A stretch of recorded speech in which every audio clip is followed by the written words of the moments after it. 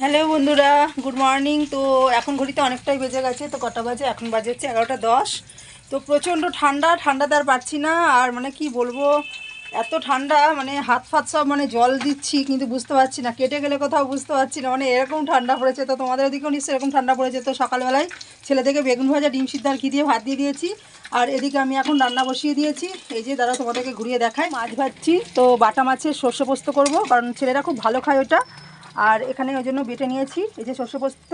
আর এখানে হচ্ছে ডিম করব, ডিমের জন্য পেঁয়াজ আদা রসুন, এটা আজকে আমি শিলেই বেটেছি। আর এখানে দেখো হচ্ছে এই যে ডিমটা সিদ্ধ করাই আছে, কারণ আজকে 5টা ডিম সিদ্ধ করেছিলাম, কিন্তু ছেলেদের সকালে 2টো দিয়েছি আর 3টা ডিম দুপুরবেলা রান্না করব। মানে যেটা বলছিলাম যে আমার ছেলেরা হচ্ছে মানে কি বলো তো, ডিমের অমলেট করে ঝোল খেতে খুব ভালোবাসে। তো আমি ভাবছিলাম যে ডিমের অমলেট করেই ঝোল করব। তো ও 3টে যেহেতু সিদ্ধ করে ফেলেছে, একটা ডিমের অমলেট করে ঝোল করব। কুট্টুসোটা বেশি পছন্দ করে, তো কুট্টুসকে দিয়ে দেবো আর শুভকে গোটা ডিম দিয়ে দেবো, ঠিক আছে। আর এই যে মানে আমার জন্য এই দেখো কুমড়ো ভেজে নিয়েছি।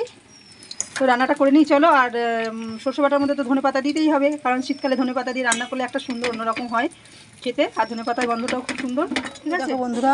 আমার তো রান্না কমপ্লিট হয়ে গেছে, ভাত বেড়ে নিয়েছি। আর এখানে আছে হচ্ছে এই যে মাছের সর্ষে পোস্ত। আর এখানে আছে হচ্ছে ডিমের অমলেট দিয়ে আর গোটা ডিম দিয়ে ঝোল করেছি, মানে দু রকমই আছে। এখানে এই যে অমলেট আছে, এই যে অমলেট, এটা ডিমের। আর এর ভিতরে গোটা ডিমও আছে, এই যে গোটা ডিম। তো ছেলেরা যেটা খাবে খাবে, ঠিক আছে।